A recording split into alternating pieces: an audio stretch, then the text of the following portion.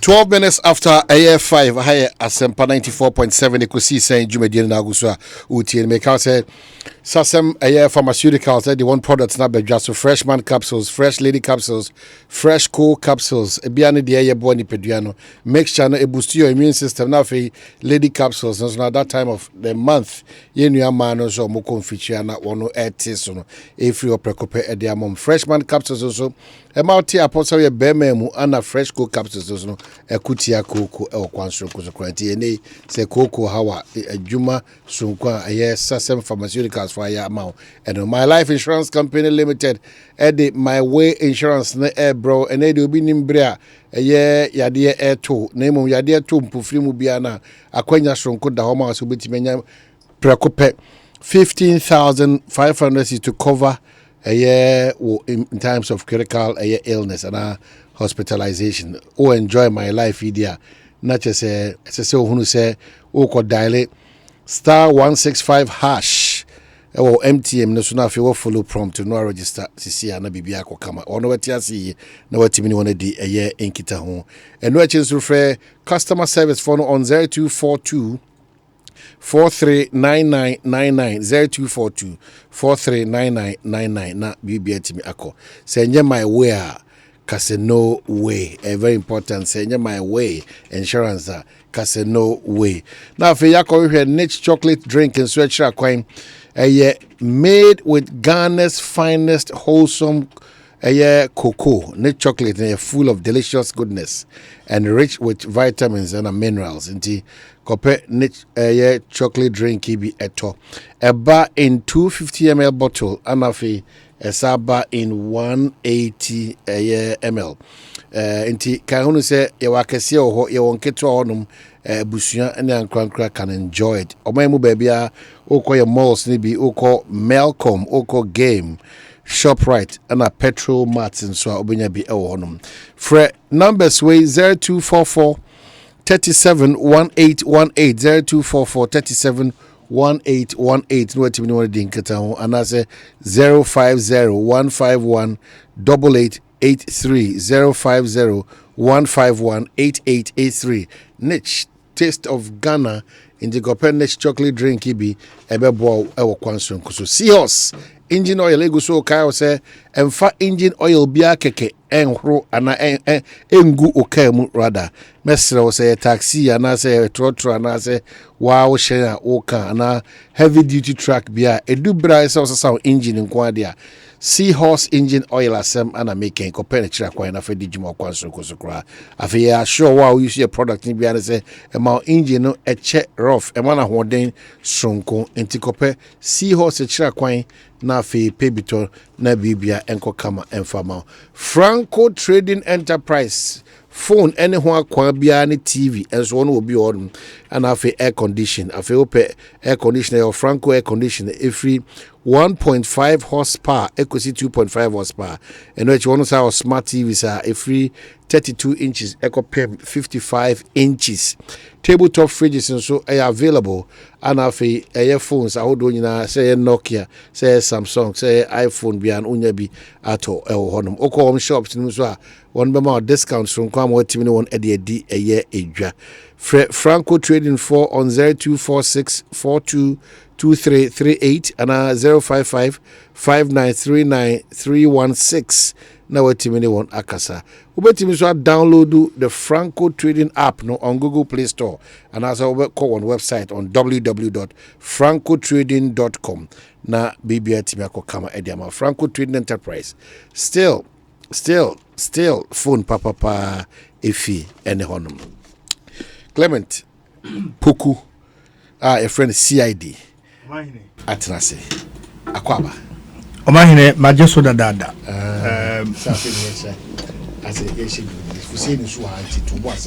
Ukrai me nwanwa am I uze the akoso no ama ase damage control ayi opon kuruma be nyina anso dabi unim gendis ne Felix here no eno ni na me kenkan book bi book we dem fanto so ayi twum mo fa to book so title no o ma we wa ka title no mu mo na mo practice you kai title George Owen MPP fo su ba mo governance o mo practice no animal farm no practice president they are appointed judges call Supreme Court and answer call be a wa party okay wa over park kora me ba munya botre answer me dem ko no manu makrom na mu dra equity yi prebu no manu makrom wona prebu since 1981 ebe see the year 2000 when any opportunity appointed judges okruma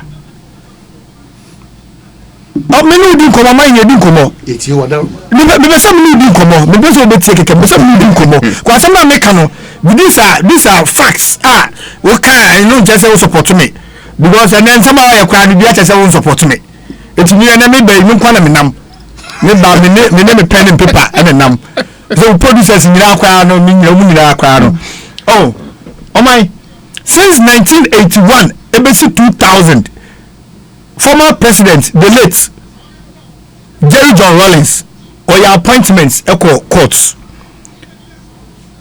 president before the yebi president Mus Beyebi president Mahama na kasa su Beyebi na his excellency Nana Danko Akufo-Addo ondo Beyebi dia ayama na broso ni ma fam ena mo pa kire ono ko ayama na broso koto de bodwe Million check on fast. Why am I bruso na ala me pese mo be kano. So fi bi term no na bruso. And am basam de ba.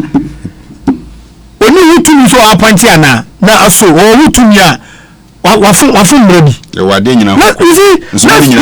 Let's speak to facts. And so o ka keke so o ka say.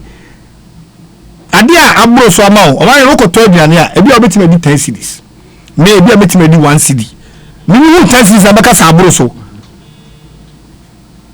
Am yanko you see then is for ne no mo we fi ana ya na ye kan Ghana ye we fi ade no so ntem sa o se de aroma ju yom set se no ye wa ha omanyi ana the national chairman of the NDC elder Ofusu Ampofo audio bi pie ya na amanfo susu se ye ne voice pie ye oman de NDC fo ye ni nei dia pare ne wo audio bi ma omonye omon practice ye audio na ko meeting say attack judiciary ye nye say adu bi no mo ye no and judiciary omo because judge ntimi ma bonten be kasa na say judge ba bonten be kasa say de me kwampo committee yi na o ka me ho asem bonzoke mi nya bonzo BC for lembele ufi say o ye judge ana ko mo kan sama guru so asisa bre sabe ko ka mo ntimi kasa eso nam so ye politician na otumi ba bonten no so ba kasa no cheche ni nsemu no o cheche mo se nka mu buan kufo so cheche mo se ka mu buan kufo sabe tie na judge adwuma no eya na oath na omo so no eya na echichiri wo mu ma ne ma bi wo ha omutumi nye obi anka say emu obi criticize the judgment of the court enye first time I be criticize judgment of the court me in the 1960s many and women better but it's about the kind re akoto and 7 others JB down kwa the late no lawyer Emma agric minister papa ba for akoto any 7 others e mu ko court PDA say do mu ko tum so akasa see ye do mu tum wie na ye judges na ma rule wie no JB down kwa makasa ho yes omukasa ho because ankoyi amawa na say wonti ase a emra na che say oni judge ne nyaadwa na no court ne nyaadwa utimi kire waadwene different from say we attacking nipa no kire waadwene oman waadwe asoma kai de me ne won nyaadwene me so maadwene yem sei ahadem no won nyaadwene hadem no won nyaadwene ne mo me ba na me ba attack o say oman sabi wasam na o kai no sabi enimu a na I'm attacking you anya I adwenchana make sure me no wonya adwene difference o no former president John Mahama na sam na okan no anya say o criticize judiciary no or chastise wo single out the Chief Justice of the Republic, Mameka, in 2009, time NDC, the late Mills Bar Power. No, on say now, I say, gidi ba, we procedure on leave, we call appointments be near Pamubi. Saboba Kaya, Professor from Paul Boating, also or Kolebu. And I'm a Kolebu no. The then health minister ayo gidi proceed on leave ya pamo ko and a professor time the books or find a pen no ko ni fie unim say kiki e ba ye nyina no me kai opanyi ba ko mi money di ni book o twe o mu say e me bi o yare ye nya akoma yare that is the same period na NDC aba no panyi NDC ni pa o say so when share professor from Paul Boatia anke bia owi me de lenki say NDC Felix abetra ha o kasa bebre no wi ba ho wa hwe ya asem bia beba no so when share judge fo a e bia na asemato it is a judge ma ruling untumi meka say ayi odi asem kokota no asem nye da no so yebu ama baby yenye de baby a wana ka kire wa asem nye da wo tam asem bia na adeko o say consistently ni say na that means wo say ho do o mudi akonyina no ene ko o mafa so mudi o mo nsem nyina nsem do so ade ko consistently ni nyina mo ha ana atani je na ka wanta na o say the court is not a messy chamber. So what banana you say? Oh, you who mo bona what be that? What some of they call what if a petition here? Your mom service away. Petition here the call you, oh my. Almost some of the call you now. Almost some of the call you now. Who can you now boom? Allegations are only now wrong. I would say wrong aggregation and vote pardon. Okay, can you now boom? Total figure no 6,622. Total figure now 6,622. His Excellency Nanabo, with over 500,000 votes. Exactly. It is a judge be a transfer with swat. Oh my, judge be a akra or class 1.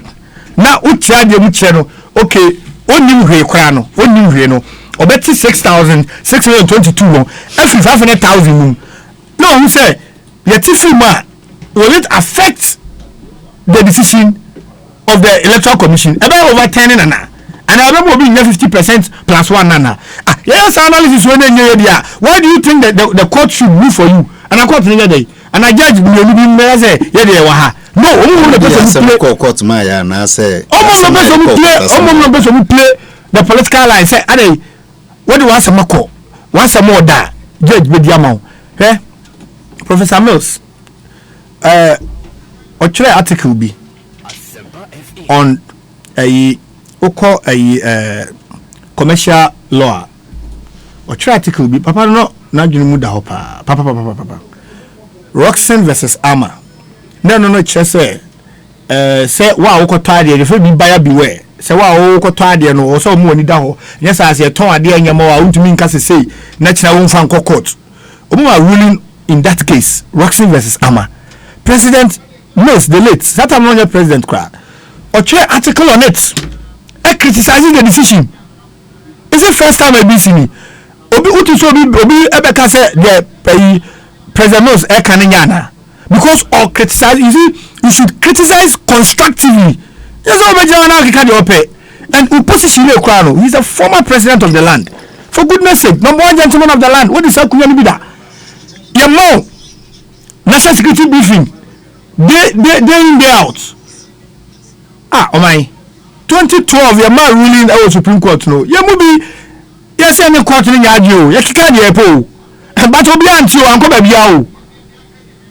bia na fa ne say that time na former president Kufuor so we press conference no akasa say e bia court no agu attentia almost am nyeda we wait and kabe career day and only problem na nipa wo no na say asem no kwa no say nka oka say bia asem court no decision no on ne nya adwena ko bia ni problem because say the first time obi no court decision na nya adwena no but to single out the chief justice say it will take a new chief justice to repair the to repair the broken image. It will take a new chief justice. That's one single out the chief justice. And today the judges now can get and can't no any problem by chief justice in hey, sir. No problem, pa. And count there also contracted any 2012. Musha white are you mono and then I am there. Na ye there.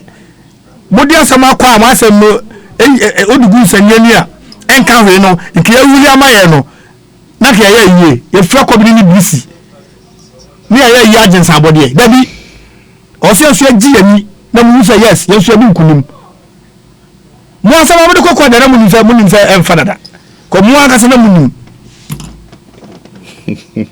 sasai abetra ha kasa 1 hour 30 minutes afa judiciary ho wonsam nyina kan nyina say ye gagemo ye chechire mo ye mo obi ntimi nkasa nta judiciary mi wa so wasema o kan no e asema e ta judiciary enti asema o kan no ni tiri ne nai we ewai ni ti ene ne nai we nukwe bia ni nukwe biara enim and I former Supreme Court judge Justice Pega sama pano so chere ruling na case bi I Matanamidu versus Kufuor. Because I will be senior. That's how we represent Kufuor court. Now judges no. They do na call say Matanamidu asem o de ba enye de. Pega and so say Matanamidu e wo ho kwan na asem o de. O you so phrase bi. O say you will not be a tenuous soul. Just say all metna bench no so na o me ye munyo wa de na adwene ye no saa no betwere on fa ne say omuni ne ko benkum to nso be ko benkum na omuni ne ko nifa to nso be ko nifa da bi saa na practice no etie enti the attorney general me to me the forum he chose was the right forum because judge every judge in this every lawyer in this country is a potential judge unya be lawyer utumi ye judge man ye and former president Mahama so all cancer answer no oka woni the party and lawyer for him and to say ba conference now honor a lawyer for na ehia dia and you see be chechira abo no ha na wo say san re you jano to so no so ekoka ensem wo ho no tiem no chese de ensem tie ensem o ka de papa o ka fa president Mahama ho de ende manka papa o ka fa no ho de ende manka ade no call the buy and 7 pages speech no ka me so makai cause oka some papa for president Mahama ho de enya no so wakai na ba kope na mafa na moka na de oka ya papa fa no ho de ade na mo meka na mo na baso fantastic attorney general by all standards by all standards minimum who the mo de ha de be match no but for the abo ba me my young man since 2004 2005 even no all the cases edin kunim because what now I can present here no say babedi attorney general no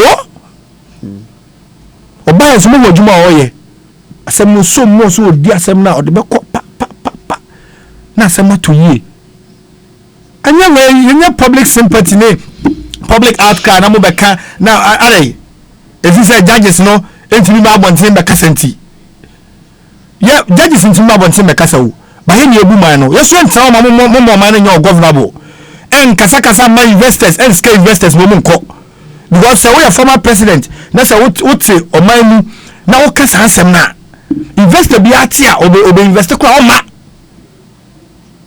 obofo na say mi o kan o say na onim so obewe abo ni ti a anko ho no ko huhu yi opanyi bi so ka se mi kire me adam trim besi ne o man o say so onu ayarefo aduane a no aniye na wani awere ubedi ndc fo omufi se ene mu opposition nti bibia akoso o man no bia anye president appointments or appointed to court no enye Supreme Court ruling on woman and yet judges against them. Oma se muno.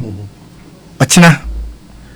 Omo dey require you to be check but in an unlikely event now these same institutions now wouldn't any much from no. Some institutions now that about I find it so worrying say obi bet now not only judiciary no much from. They say must say executives, must say legislature. They were judiciary. I know sebi manusu sumina so even in the era of coup, a secret unti touch. You said that revered institution. You many money yakoto abo nuase. And no somebody say no. If you say my imagine say a quite be a mobile faswa, mubomo. A man for one bonting and you man who say as a man may car aye young trauma more mine and young governable young you mine judicial need to be the casa but be biara if you say a bear threat to national security any investor confidence to be for no any answer about the casa. They should sit up. You have blown your steam. Don't go for it. Aye, me who's even here hit is harder. It's about the judiciary. No, the point is, they one say, Nasa Omunina charge you, a vice chairman or Wasuka couscous. We debate you, not listening me air cool of fools. Why, in fact, it's funny. It's funny, Mammy share with you for ne Yashefo, teacher ne Miami regional chairman, Nana Kwesi. Hey, dear Hamika Krani say, I said deliberately, one, MPP for John Mahama Cambrofua, Omontiasie. And now say, ye tip John Mahama Sema, Yaya, where your answer that dentini John Mahama Casama, near fan asem no cania, than ye butunia kayasem for fry a penaso swamano, near the Yaya answer so. That is what we always do. Because Omaheni say John Mahama asem oko kan wo NDC lawyers no conference na say. And no hu na Gofredame ma anza. Ene wati. Gofredame ti miserably. Akwambeso. Ene won tibrofo kra. It means Gofredame tibrofo and not deliberately or ti the mampani dada John Mahama kan ye name as a political attorney general in the history of Ghana, in the fourth Republican constitution, one of the most politically biased attorney general. Attorney general, when they just too glaring. Just say one support or Kasa or your way. Just say, come on, the days of Betty Modi Drisu. Even your friend is saying a free young copy PNDC pencil. Betty Modi even 4 pencil. Nana Dukra was it this political? Was another even this political? Confederation is just everywhere. What then who is means attorney general? How? Yes, that is what is going on. How? Because I say, I didn't know what court to crowd. You can do court to some crowd or radio, TV, so and send our court to fee. You can even predict when Confederation is going to court. You can even predict him. So, and yet NDC, and I say John Mahama ne can say John Mahama ba hono say. Jidia ye wo judiciary mukra no eso ate anase me ka kire Ghana for say omoma eso ntiu. That is not what John Mahama said o. Say brofo no omo nti ase me kire ase otwi o say ena me nemo ka say jidia Ghana for kra wo judiciary no mukra no entiye eni nkrata eba bonten eni research ahodo a eba bonten kire say Ghana for jidia ye wo judiciary no musukra eso ate. John Mahama ne ma so teye see the kroya na koye ne research eba say between 2012 and 20 your friend say yes GD na Ghana for judiciary no eso tia na eti say so ati by 21 percentage points enu John Mahama na ka asembi ato judiciary no so say the answer say asem no kura ne say Mampeni Kufo be appointed judges be say 3, 4, 5. Atamos by mienu anase miensa. John Mahama say baako. Nana don ko abaye eduru be 13. and yet Supreme Court ni appeals court nko even circuit court ni high court cry ni nyina ya appointed another appointed judges ko and another brazen turn of event ni say political candidate, party candidates, MPP party candidates brazenly are being appointed as judges. Now what do you think is the perception ben how they man nipa na wa bonten ho no? Intimo mo obi anka. Intimo obi anka say the who it can undermine the confidence that we have in the judiciary. Me don't of say me ko ana 2016 MPP parliamentary candidate and a judge na don't go say ni see dia konya asem yes yan fa nko sa MPP judge ho me ko GD be na menya onumu so be kan bia ma me na me see dia nya asem pa na 2016 parliamentary candidate of the MPP on a judge aye dia asem no ko nanim me da nya GD so obi dia tentre ni so that is the perception out there that President Mahama is warning all of us against bro for na monti ase ye sad nyama ni bi ni bi amada na di eni se bi esu ni ban bi a asem kokota kwanya faso a the attorney general and the government of the day by all means have their way. That is what is now reducing the confidence Ghanaians have in the judiciary. Eno no man pani boy nyina koku enyo man pani so kwa na aka minister of defense and national security abeka chem se masa ade ne se de bia mudima ya no muhwe bibi ye o na ehu kakra because ebeduru ba bi no mudima ya nko asa e de asembe ba onu ne de man twe na bo so onu ne de onu de nyanya nkire mu de aba pre no John Mahama de koto ne bodwe on the man nka bi kura because onu de sebi onye citizen of Ghana. So he is only communicating every day nipa 6 million to abama and say komo person obey president too. Do you know the number of people who complain to him daily? Do you know the number of people who chiakura in some nipa ka kire no? It is so when you for no or ka kire lawyer for say me no me say mon sorry. Na aden baby akeka kono emwa constitution yi emwa democracy ye nyina ye bo ho ban because say mo court no gidi e wo mumu esa e beduru baby no e de oyuni na beba o man mu enye kokobo na o de ma ye nyina. Say John Mahama ka say enne judiciary first ni nyina ye kam ho asema ni ye nyina ye de buo ne ferie ene eka ene de obitimi bie na no ka say judiciary no cry Supreme Court abeda ni unanimous FC 7-0 eya sema nipa eka ene o retreat say nsem bi say na nipa ka we efa asema ye de ko Supreme Court ho ben na no ya she dan ne say o say ye de asem ko when did he say that? Where did he say this? Nti nyese se bi nipa na ahye da say ye sua wa asa ye be hye da chim ye pa say na enye no bi na bi before yi. Otherwise this is just a simple clarion call on all of us ye nyina ye hwe bibi yi na bebi ade ne kono ya ye hu ama ye. What here the former president kind yi? Nya metie yi. Metie makan. Maybe as I say with you. Recently, so badly has the image of our judiciary deteriorated that many of our citizenry openly make mockery of our justice system and of our justices. The phrase, go to court, is these days met with derisive laughter instead of hope that one will truly get justice if he went to the courts.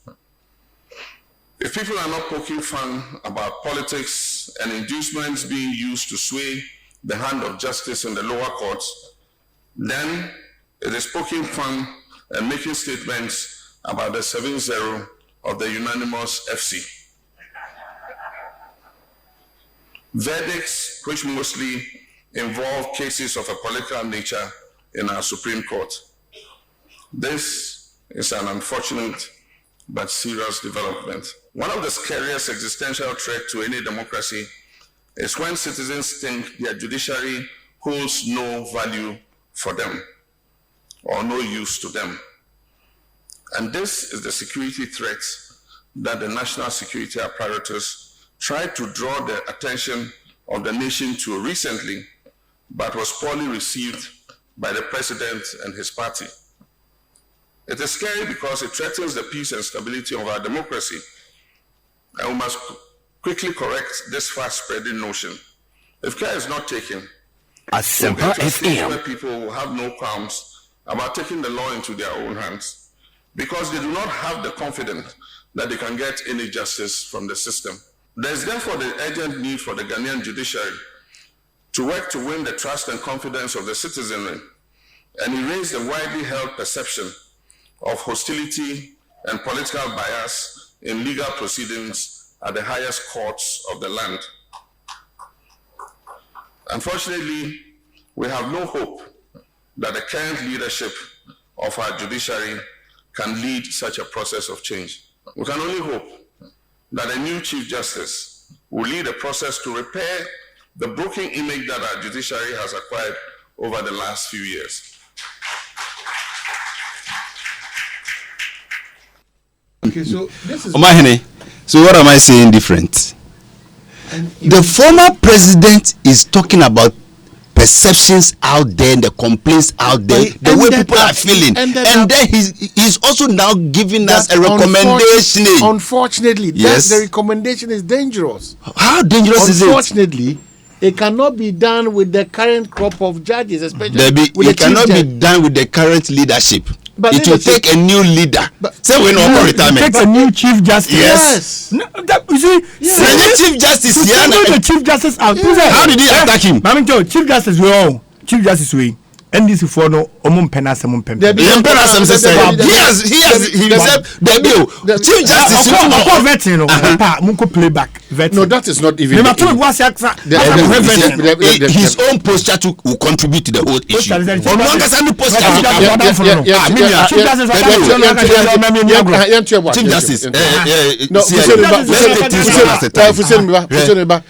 The former president ended up by saying that unfortunately, yes, he's drawn a conclusion. Unfortunately, the way he has conducted himself, how the way the current leadership have conducted themselves, how Sebi MPB EDD justice be at them, and only there, justice naka so fighting idea no, he ends up being transferred. Ye case na fu send their command pafoforo, and then MP na enam hokwa obi de kase tia Supreme Court de ye ma omo de okodam. Okay, so there's a striking difference between insult and threatening to kill. The sort of things going on within the judiciary system, we are not privy to some of them. But there's a striking difference between threatening to kill and insulting. Big difference. Debut. Was it only an insult, or it was bringing down the reputation and then the dignity of that particular judge? But is that how we have to go? It's not about how we have to go. Say, and yes, Sebi, Onono as a person who been in the Wasemu, now pay his conduct, no, he will run some of these things. Onono suggested some of these things that we are talking about. You need any posture and so can count for it. Judges beat me call retirement, sit me call 4th September, ya will be called retirement. You see, assembly or so your friend said national interest in Tido. Yes, I'm an extension 6 months. Uncle so India. It happens. It happens. No, you see, assembly any day to me transfer my judge for now judge be there. The time I so called retirement, yes, there be twice. Only the assembly would answer. I didn't me for money for my meeting my kakra. When that particular judge has also shown bias, me permission kakra. For the respect, okay. Assembly wa say udia. You hear the magnitude of assembly. Any baby a what declare drew. If you say yes, I'm at the judge for be oko pension. At the judge for fra. Nay, when I just say I feel a judge, no, and so ever best be dockets, obey redeem way, a best also prolong it. Please, within bed to transfer. No way, be the intimate transfer. Let's not do this to us. Never.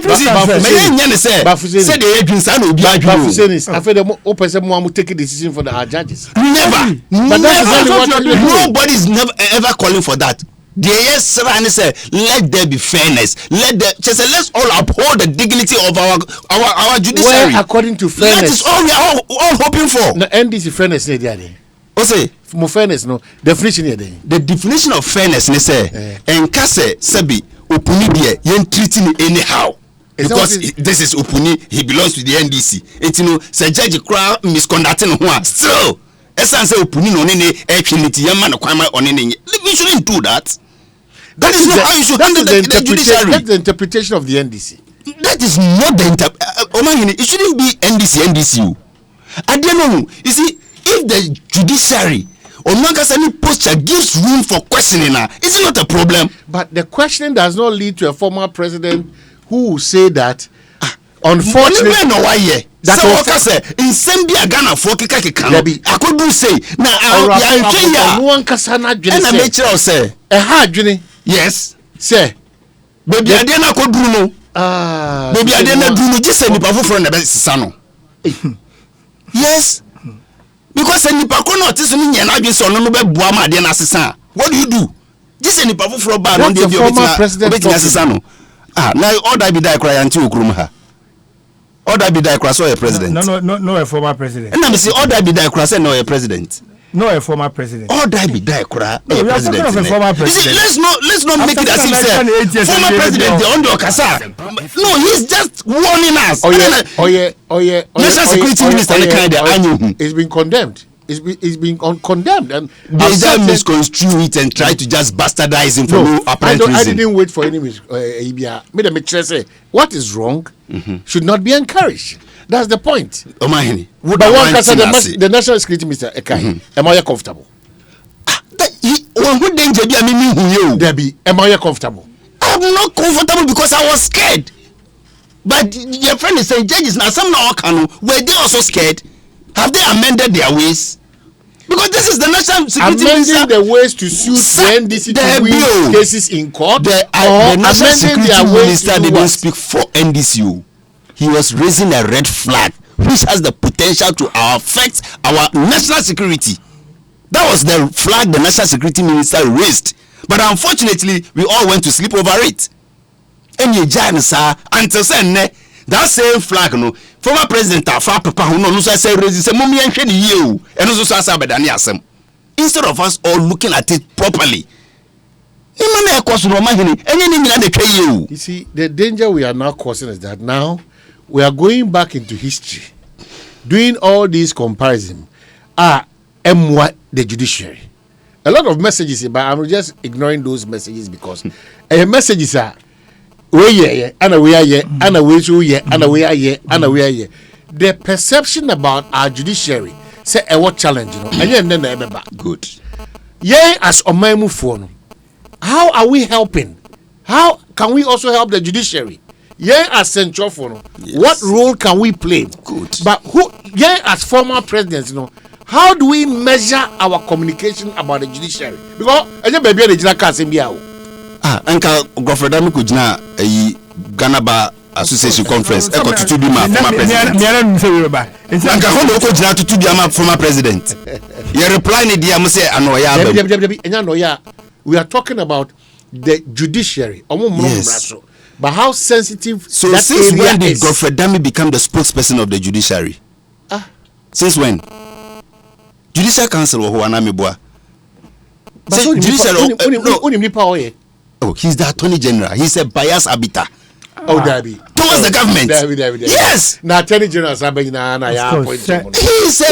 arbiter in this particular case. But I'm saying that Attorney General why now officer or tilted towards the opposition? That is the point. So you can't expect Gofredami to be fair when it comes on issues between the NDC and the MPP. He cannot be fair.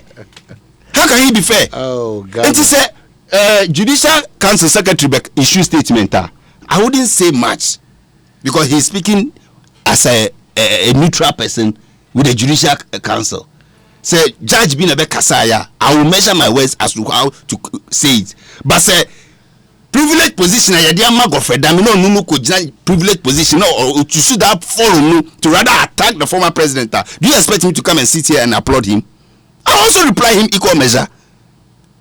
You see, and that is what draws the nation back. And we end up messing the whole red flag. There is a problem. Let's fix the problem. Let's all try and make sure say at least research said the confidence level of Ghanaians in the judicial form. How do we all uphold it? Exactly. How do we do it? Does it take Gofredami insulting John Mahama to fix it? Put it right. He never insulted the president. Oh, so can say the former president an assembly deplorable. What does that mean? Is it not an insult? It's worrying. Because he's a former president. Is it not an insult to the person of the former president? Who is Godfrey Dami to be replying? It should take Nanado to reply John Mahama, not Godfrey Dami. It should take Nanado to reply John Mahama. What am I saying? So I was happy today. Madame Marietta replied him nicely. I was happy. Madame Joyce Bauer replied him nicely. Yes, monkeys play by size. That should be it. Because some arrogance is too much. A former attorney general. Yes. Be mindful of. No, you see, say mimiti hey. Na ye probi amana reply a former chief justice and as a former chief of staff with them from the political arena. Na BDC na me reply former chief of staff. Because you know political appointees. Of course, Marietta Brew appear upon why attorney general da. Yes, Godfrey Dami so attorney general. But in terms of experience, and how deep a person is, Marietta doesn't go anywhere near. I don't know. Godfrey Dami, a local champion. He's just a local champion. Let's not even do that. Why are you saying that? He's just a local champion. I said we will be calm. I say 10 years the opposite. Time Godfrey Dami. Or no, any Tony Lita battle court in 2004. Now Marietta Brew appear upon Okra Tony Lita books. Oh, come on, look at that. Of course, I'm telling you, remember my case, you know how to check it. We are talking about landmark cases. Landmark cases. What are you talking about? How many financial cases now Godfrey Dami with Ghana? Name 3. Landmark cases. Just two. Judgment debts. Why are we reducing the conversation? Because of all compare Marietta Brew and Godfrey Dami. And I make a channel. My point is that if it's not sheer arrogance, if it's not sheer arrogance of power. 2005. Nana Konadu, on a daily guide. Godfrey Dami a daily guide for lawyer. Now, Tony Lita, and a lawyer for Nana Konadu. Now, Marietta Brew, as a books they say, that's not Okano. Even at a pointer, Tony Lita. I won't find a whole do now. I'm a court. Marietta Brew and me also require. I make argument. What do you guys make argument? My point is simple. Me say, if nothing at all, Marietta Brew distinguished herself as the Attorney General of Ghana more than this populist Godfrey Dami is doing. Okay, so with the moment she distinguished herself well. She raised the image of the office and then abandoned the political office. The old age of Methuselah has got nothing to do with the wisdom of King Solomon. He has experience. He has experience. So he has experience. The old age, I'm going to repeat him. Say, Godfrey Dami is just a local champion. Wisdom of King Solomon. Uncle Abonti go to cases in Ghana.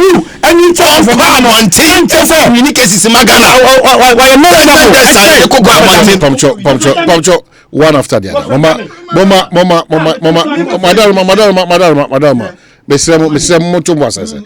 No, the conversation is not about. Hold on. The conversation is not about Godfrey Dami, Marietta Brew, and I say about the former. It's about said the judiciary, a certain perception and a certain individuals relevant to Ghana's democracy. How do we solve this problem? MB affect ye or memu for any of my Ghana. It doesn't take insulting or attacking the former president to fix it. We don't take insults to solve problems in the country. That is what I'm also saying. And I make us think our cars. Oh, Abia, Jenny City before research on me and Yenny Omunyadni.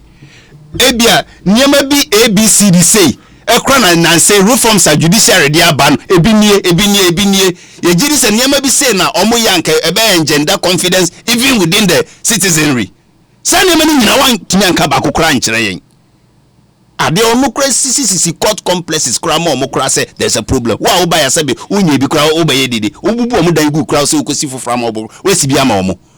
Tell us the developments that you are putting in place even within the judiciary ebe bo ma omo juma koso. ultimately those are the things we are all looking for. Long Reach toothpaste abadwa so say boa ma ne so watimi apose kama se wutie me nko dia ekope eye fluoride free herbal toothpaste a mouse eye fita eboa na ene wiase afra na nkura hodo so no Long Reach toothpaste enom di djuma kwansonko so oko pharmacy ana so oko supermarket bia na unya eye Long Reach toothpaste ebi atop myself 10242 226812 0242 226812 and that's a 0548 35 2802 0548 35 2802 na wati mene won akasa beko so aka say niche chocolate drinks na e wodwaso enti pebinom if say we Ghana ye koko papa mapa yedi di juma onom no na ebo kwanso kusupa oko man mu ba bia titu ye malls no oko Melcom oko Gamer oko Shoprite oko eye Petrol Mart bia na ubenya bi ato ewo hodom 0244 37 1818 na anase 050 151 8883 na watimini won edi eye inkitaho Melcom su koso ka se sika kuma bi betimi da tonyo ma bebre ye papa e ho na Ghana nyina edidwa ka hunu se biribi a odidwa no terms and conditions apply and you walk into any Melcom shop and Best Buy and you are saving big in ope electronics no matter ope nkonyato ope groceries ato Melcom semenka say ebra wo to nyoma pa ewo mo no you are saving big intimisho ebiribia da se ukodidwa na waboa mafie enije atimi aba ho yie pa dia ka hunu say eye Melcom ana obetimi akodi sa edwaro back to studios make us CID kwampuku na donko fusini ana wan sim kwa mamensa embran komo ba ko no so agitwia ehun komodie na bibia ewonom ene sim card re-registration komo no ene ekuo bi so mo de stop na academy me beze mo de yebem as senior fusini na yo mo boys secretary register also I don't know everyone was to register still not budget so this whole exercise any say the yeah no say the so no how do we regulate and streamline and confasa noise we nyina no embre o ma hene kwabena sante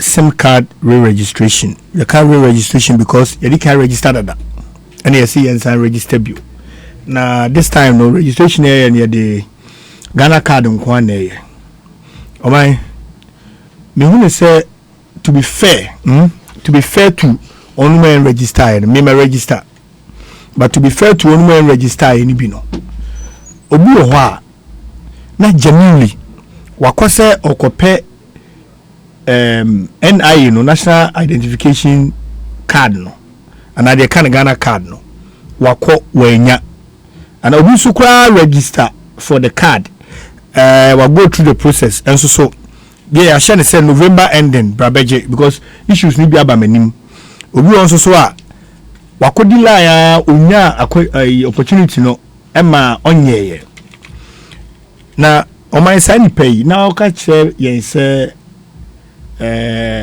on register the SIM card inti o blocking na with all fairness I think say one year fair to the person pacho what you say ana over registration so you register nipa ebi fie boom 15 years e dey for soro enti say obi wo 14 years na our SIM card and now say our mobile phone and now our tablet bia or this SIM atoso no disua de tutu ne ye mai ni ye wafasifo ye omusua de because oya kwara ontumi register for Ghana card inti na say onu so be twa ne SIM mu and I be block no enya sa na omo pa kire enti I think the conversation we should broaden it yem na yahwe sa possible problems e de bebe yi na ye nyina ya resolve it alright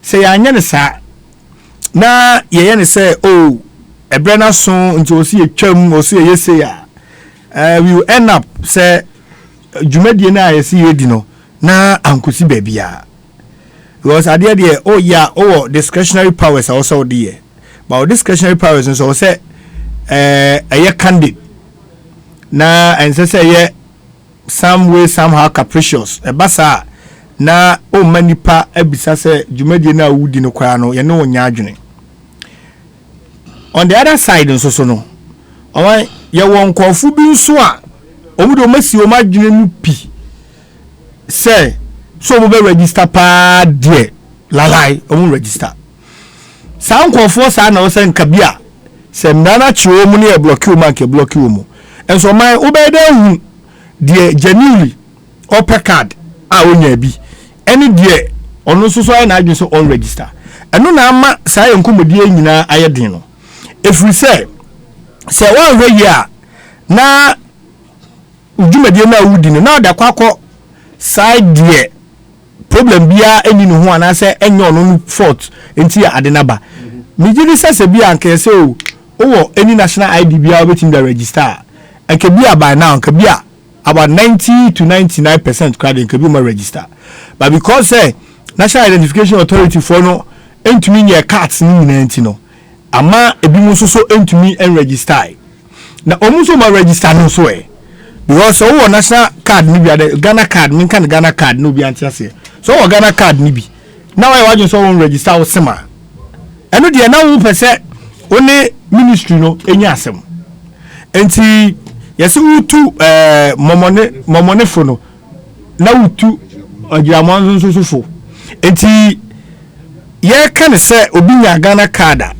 onhwe na onkonkoye na ye pa minister nso ne NCA Chelsea munya abotre no munya Ghana card no na ye kanso ache ye nuanom so a omu so nya Ghana card a o mati omukuo se stubborn academy se ye ntia se ye register no minya hu omu problem ti omu so mo register bia minim singa se bia what bi ade kwento omu so mo register na nka o ma me hu se o man ne ye chechire o man ne ko amanone ni nkura a develop chain ye ya sound systems we are na boama ombibia ekoso crime rates ne se obimpo asemi kura asi no mobile phone yetimi fa ne dia track ne hu se we wa ha we ti ha we yesi ne mu ye jane sa se ye ne namu sa oman na ye din na nse ya GPS address system ba yi ufro bi also me GPS say unam so saa bo so akopio unam so saa bo so akopio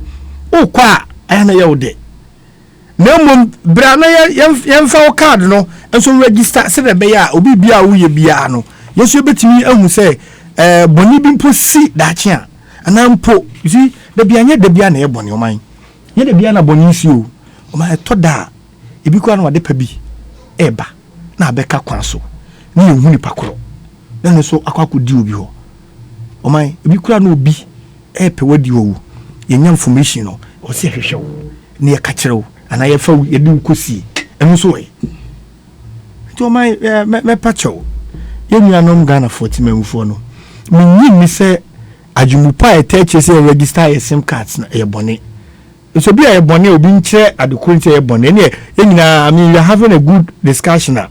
You better say, oh, this is the problem, this is the issue. Until obi, I just say on register. But say that genuine course, no, say, untiminya Ghana card until on register ya. And yet, mesre na yeni kwa register. Na yam kanche empenyifo so ye juma wo Ghana card aso eno. Say, yesre wo mara.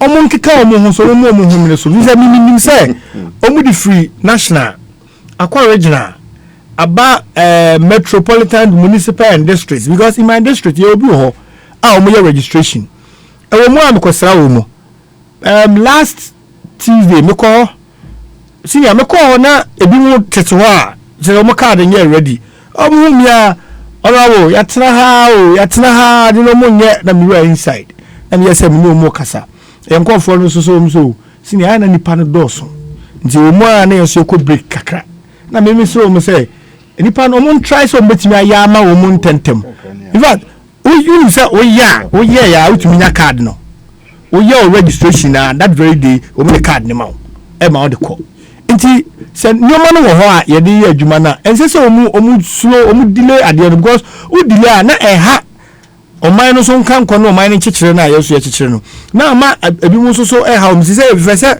ɔmu blɔke ma amanfo yi ɛna ɛnyɛ sɛ obiara de na no tum ɛna ɔmu sɛ bie ma yɛnkɔ so mbie mu nto hɔ na yɛnka sɛ yɛgusu register ɔman no so de ɛno so yɛ dangerous ɛno because the other be at any point in time no amount for ɔman wakyerɛ adeɛ da wonkyerɛ adeɛ da koraa kɔ school da senior kɔ school da wokɔ school ne ma assignment a yɛamo a more days wom no saa assignment no awogoro ho a 2 hours to time sɛ yɛbɛgyegye no afei na na woyɛ oh more time oh mɛyɛ oh more time minim ara sɛ yɛ adam asifoɔ nti o sɛ dɛ yɛ ofiri sɛ wɔyɛ bible book kora ɛberɛ a noa ɛsi ne ayi aki a ɔka sɛ nyankopɔn so ɔnsi ma no obiara bɛbɛwuram no nsu kɛseɛ bi bɛtɔ yi a sɛbi akyekyedeɛ koraa atumi ɛnante yɛkɔ na nipa da sani te hɔ ɛti kyɛ sɛ nipa da sani yaso ɔden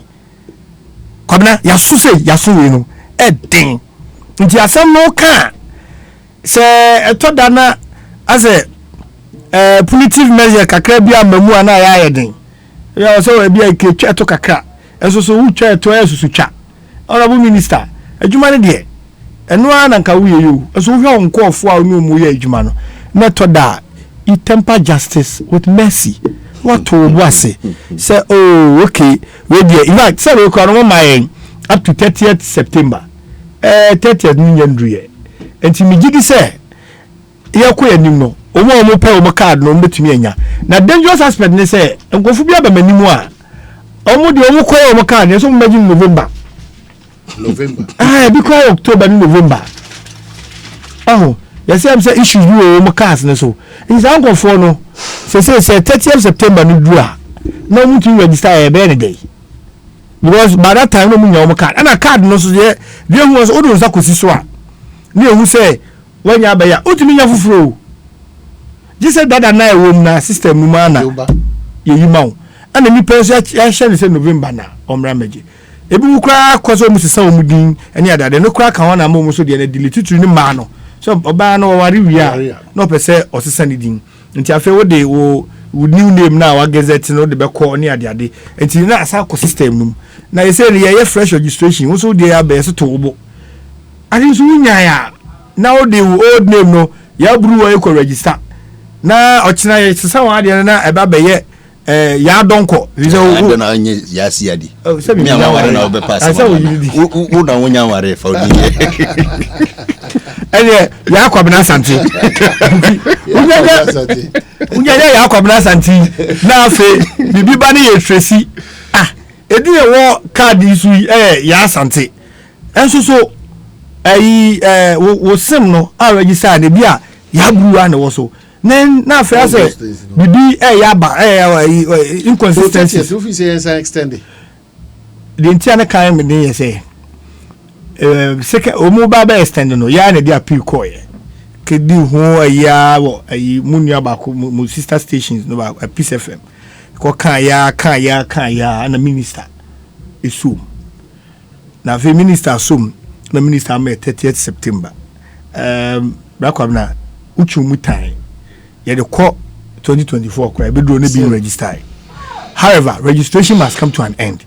O see etimi Ghana etimi ugina ho a ana oto wona o ye analysis a utimi tira se ka say oh Ghana ye woni pa be oha a omo de omo use mobile phones ana so omo awo sim cards am di djuma to your analysis bi na o kan utumi ye de eka na nkonko ba say ye nim nipa dodo a ekura mobile phones ana ye nim nipa dodo a ewo sim cards e ba sa na eya ye intino yes at least o say esi a na aban no dia ade ato ne nkrata so say yetwe register nipa dodo say nipa dodo say ana ye no mu di djuma e wo man mu kura mobile phone intino omu no omu ntimi register ye no then perhaps if you are mumra no ma share say e be block o na bia otimi aye call obetimi receive call be bia call na ontimi nya no as and when we ya na ebiem I think say I say ade de o sra o sere ba ku sere mienu na e prensa na ya yusubai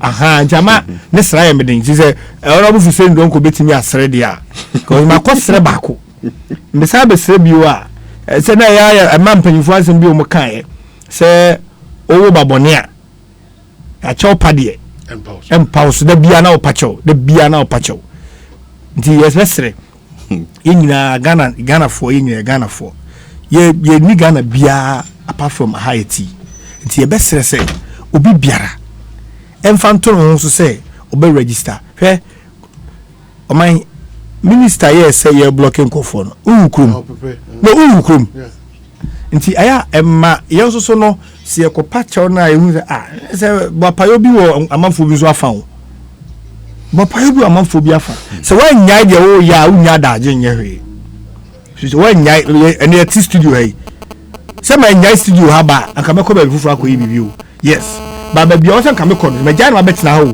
so ma nya daje da betina ba ma nya daje afa nko ba fufu nti se me register me sim card na mpese me register o se me nya daje na meko to na me register telco so problem ba ko so wo mu ho o mai wa kwa tena ho no mpo se be ye kwa e be hwe wa register mo akono o mai nya dikutu o afa no mbe check mu ho che mo se ye nyamo na nya sem na aba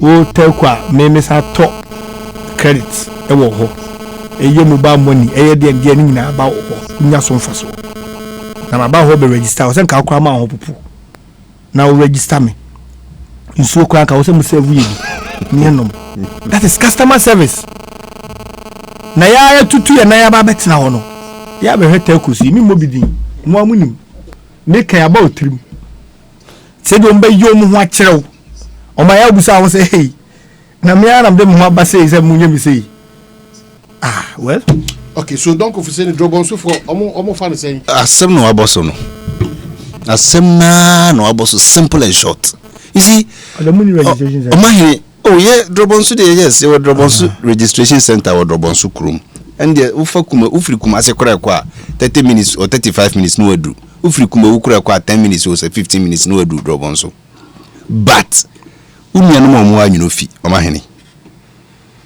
57 kilometers to Atebubu, over 200 kilometers to Kumawu, and Sana 37 to Drobonso. Ufri Anyunofi Eba Atebubu. Sorry, Ufri Anyunofi Eba Drobonso kwa 80 cities in. Hey. Yes. Ufri Anyunofi Eba Drobonso no 80 cities. Ohonya krao. No kwa ya chen odi. You see, I don't know, but you see, I don't know. Nke ye nyabo tresi ye synchronizing ye me year. You see, MPP government ne ye ministers ni bi. Omo ye desperate no many bribi bi ho a na ehu abomi because de bia me papa sabi nyame fa ne kransie. O si de bia hu se MPP fo ni abre bibia either se sika wom anase electoral advantage wom. Enu no bo se any at all cost obeye. It's a dinner chance, you know. We were all asking, say, okay, I deal with now, Madam Esla, who's I judge no. Just say the posture was as if say, Wadani Magaji Bikura. Just say, who carry manity? Omahini, I deal with Inka Ministry of Communication, Telecos, no, any NIA, Yakoji Ghana card, no, yet the ancestors if you crona so almost like Yen numbers. It is a NIA any telecos net trance na NCA bam ni e ka say okay say no o number na o de emma NIA for the J Ghana card no ye synchronize sa number no na ya pick you biodata nyina de ama telcos no because uji obi biodata from another company there should be legal permission.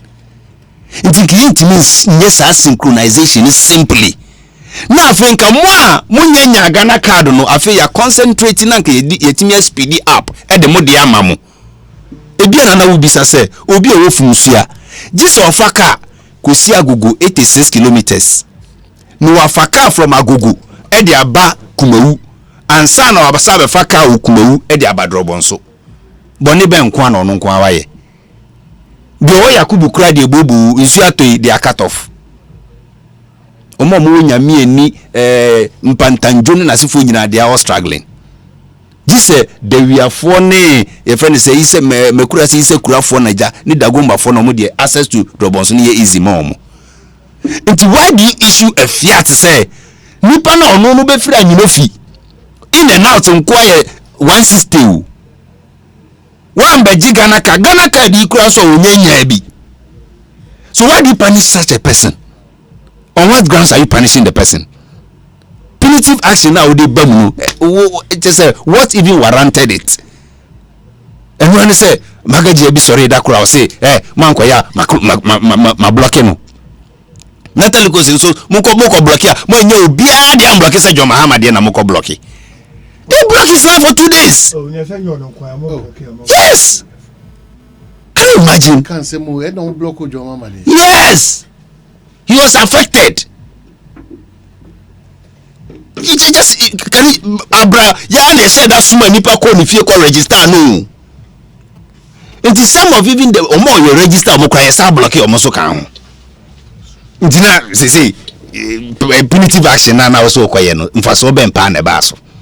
Nye confusion keke na go kriti nto mahini ye trase ne so kanatefua esla jo anoti mu nyina mo betena se na mo frɛ telekosi nyina betena se okay sisi no NIA de wo Ghana fo nyina o ma wo de card ama obia no wo mo biodata dada ye hia sa biodata no to register to be sure say nipa na okuta Ghana card no sa phone na o si kura no ono na use ampa because minim say matisa o mo say part of the measures new is to cut out fraud. Yes, sir.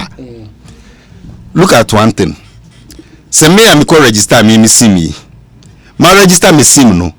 Me will avenue to register 10 extra chips, 9 more chips in SIM cards in addition to the no. And I'm boa. Telecos now offer say o prevent your friend is saying fraudsters.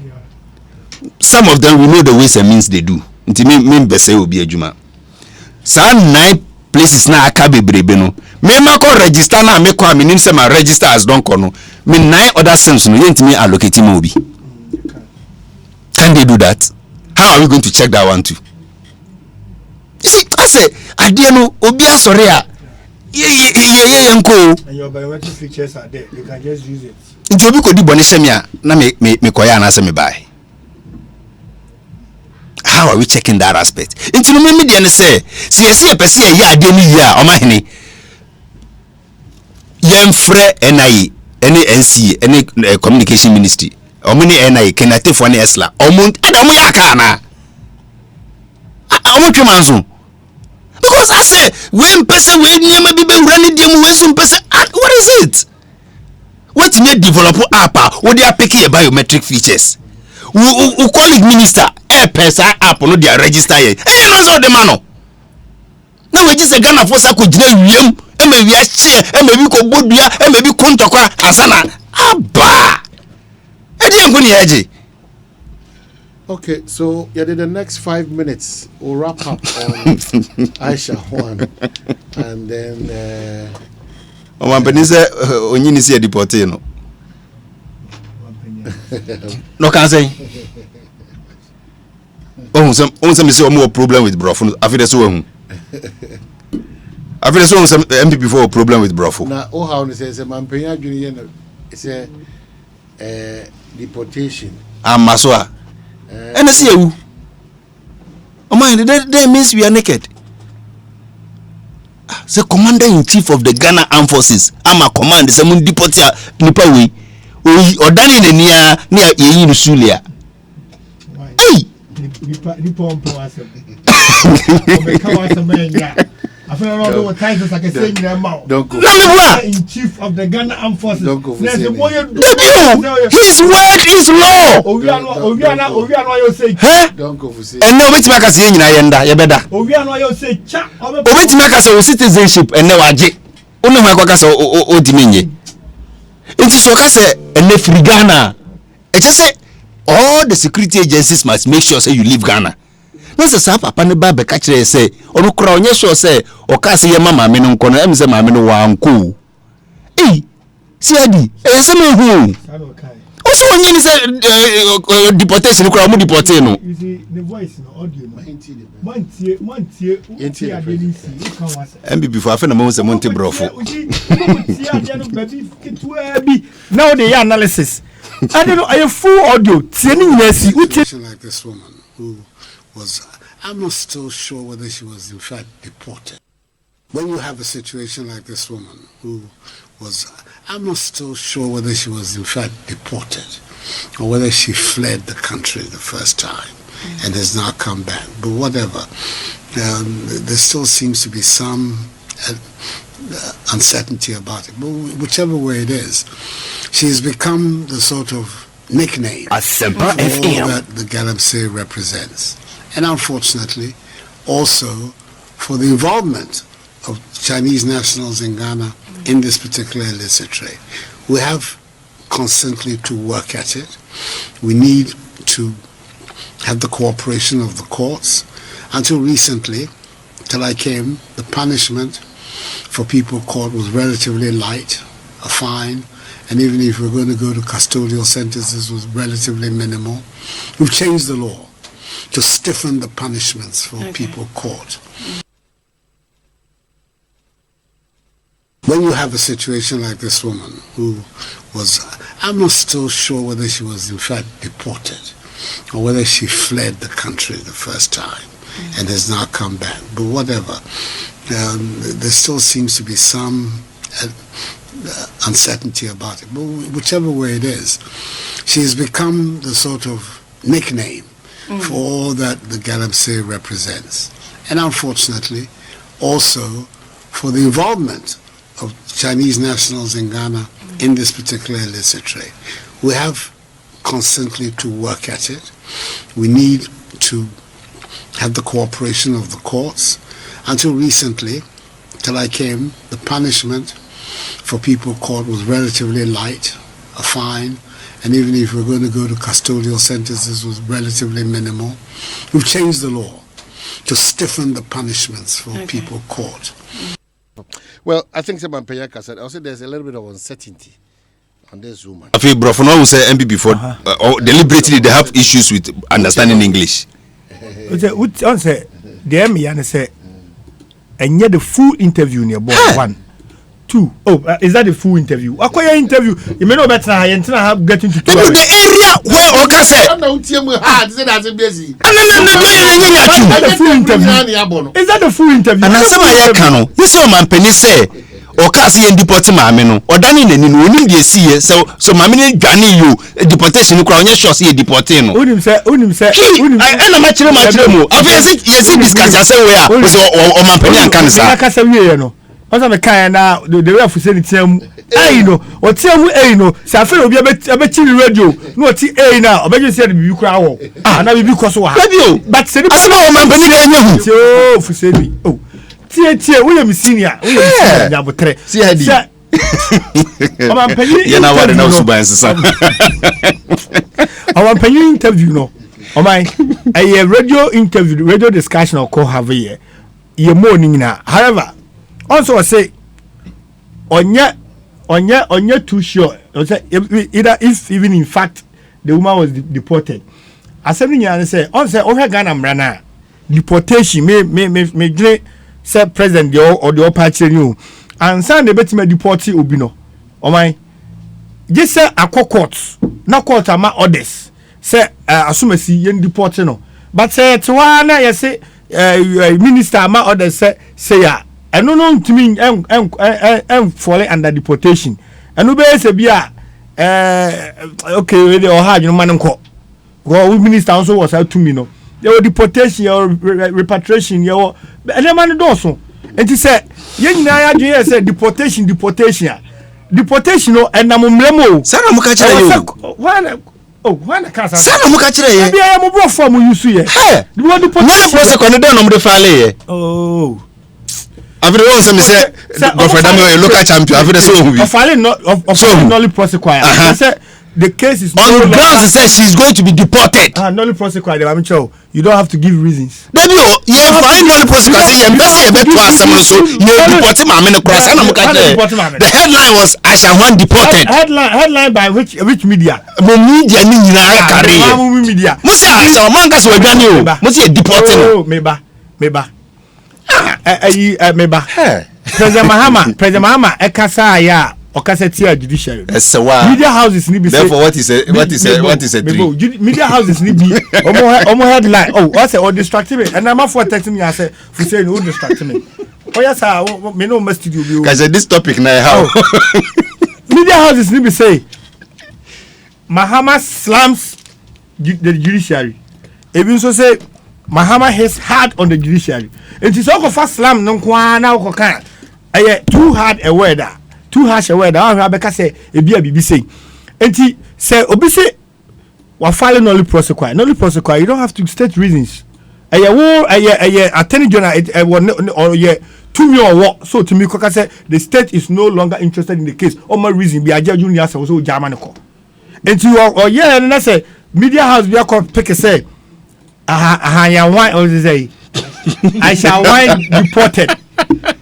Deported by. Why am I deporting? I want to say MPP government. What's my deporting? Government spokesperson. Ambrose Derry, Interior Minister, say you're deporting. Yes. Hey, you see the word deportation. Ghana Immigration Service, what's your deporting? Because deportation, as far as I know, must go to the court. No court. So where did the word deportation come from into the president's vocabulary? The president vocabulary in there. Media guy no present and bisa no question no. And the man can say in fact on say. So Ashawan fled.